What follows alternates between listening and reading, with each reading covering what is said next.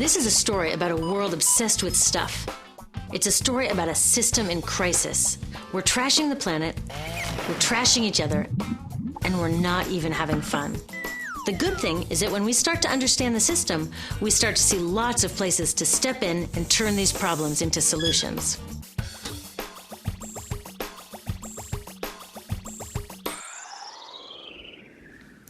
Can I tell you, I love my Pantene Pro V. Of the dozen or so personal care products that I use every day, it's the one I can't live without. Says it gives my dull hair the ultimate cool shine. How does it do that? I was wondering that while I was lathering it in my hair one day, so I read the ingredients right here. Sodium lauryl sulfate, tetrasodium EDTA, methyl isothiazolinone. What is this stuff? I took this list to some scientists who know how to read it. Turns out my Pantene contains a chemical linked to cancer. And lots of other products in my bathroom, from sunscreen to lipstick and even baby shampoo, also contain chemicals linked to cancer or other problems like learning disabilities, asthma, and even damaged sperm. Like most parents, I try to keep my family safe. But now I find out my bathroom is a minefield of toxins? What are we supposed to do? To find out the answers, we have to go back to one of the key features of our materials economy: toxics in, toxics out. If, at the factory, you pour toxic chemicals into a product, like baby shampoo, you're gonna wind up with toxic baby shampoo, and toxics in workers, communities, and babies. So let's take a closer look at this toxic outrage where it seeps into our lives every day, in the bathroom. The average woman in the US uses about 12 personal care products daily. The average man about 6. Each product containing a dozen or more chemicals.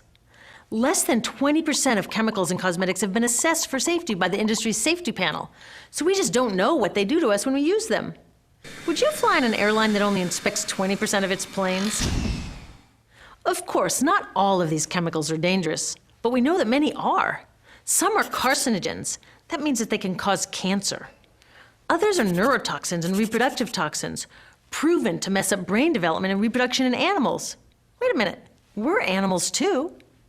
It's like a giant experiment.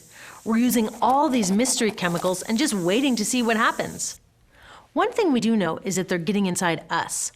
I had my body's toxicity levels tested, and I'm loaded with things like mercury, flame retardants, triclosan, and lead. We all are. Even babies are being born pre-polluted. Now, I know we can't live in a lead-free world, but do we have to put lead in our lipstick? I don't know. Maybe it's my fault. Maybe I just bought the wrong thing. At the store, the choices seem endless. I can get lipstick in 49 shades, or shampoo for hair that's too dry, oily, fine, limp, or frizzy. But what about the choices that really matter? Like the choice to buy products that are safe? It turns out the important decisions don't happen when I choose to take a product off the shelf. They happen when companies and governments decide what products should go on the shelves. So who are these companies? This is Procter & Gamble. They're the ones offering me Herbal Essences, the #2 shampoo in the country. It contains toxic petrochemicals made from oil. Since when is oil an herb? On cosmetics labels, words like herbal, natural, even organic have no legal definition. That means that anybody can put anything in a bottle and call it natural, and they do. I mean, can you imagine a top seller called Petro Essences? Gross. What's even nastier are hair relaxers marketed to 5-year-olds and skin whitening creams.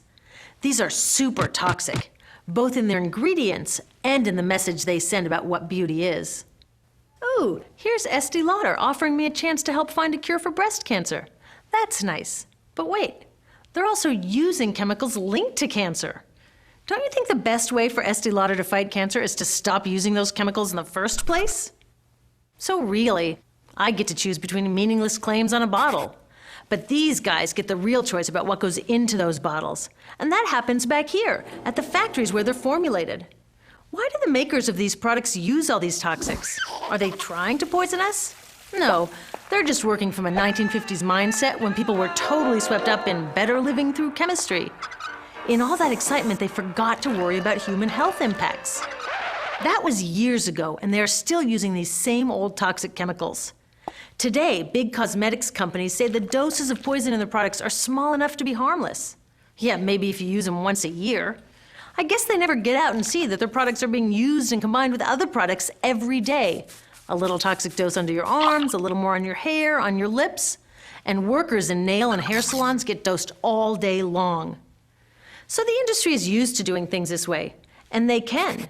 Because even now that scientists have linked the chemicals they're using to all sorts of problems, there are no laws to get rid of them. You're thinking, really? Come on, nobody's making sure that the stuff we smear all over our bodies is safe? Nope. The FDA doesn't even assess the safety of personal care products or their ingredients. Since 1938, they've banned just 8 out of over 12,000 ingredients used in cosmetics. They don't even require that all of the ingredients be listed on the label. Now, this is an example where we can all agree a little more government action would be helpful. This lack of regulation leaves a huge hole that the cosmetics industry is all too happy to fill. They set up their own committee to self-police their products, and compliance with their recommendations is voluntary. So the cosmetics industry is making the rules and then deciding whether or not to follow them. So you see, it isn't our fault that these toxic products are in our bathrooms. It's a whole broken system that's ignoring the simple rule: toxics in, toxics out. But we're not helpless. There are resources online that we can use to protect ourselves by identifying the best possible choices in the store. But the real action is with people working to change the system. Because if we really want to solve this problem, we got to start here with these guys. Women, parents, workers, people all over the country are demanding that Congress pass a new law, giving FDA the power to make sure that our personal care products are safe. We need common sense laws based on the precautionary principle. That means that when you're dealing with hazardous chemicals, just err on the side of caution.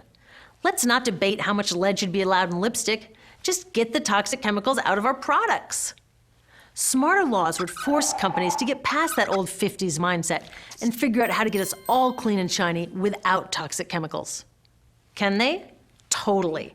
Many responsible cosmetics companies are already putting safer products on the market. Green chemists are developing substances that are designed to be safe and non-toxic in the first place. European governments have required the removal of many toxic chemicals, and companies have figured out how to comply. When cosmetics are reformulated to be safe and labeled honestly, then we can feel comfortable with the choices available at the store.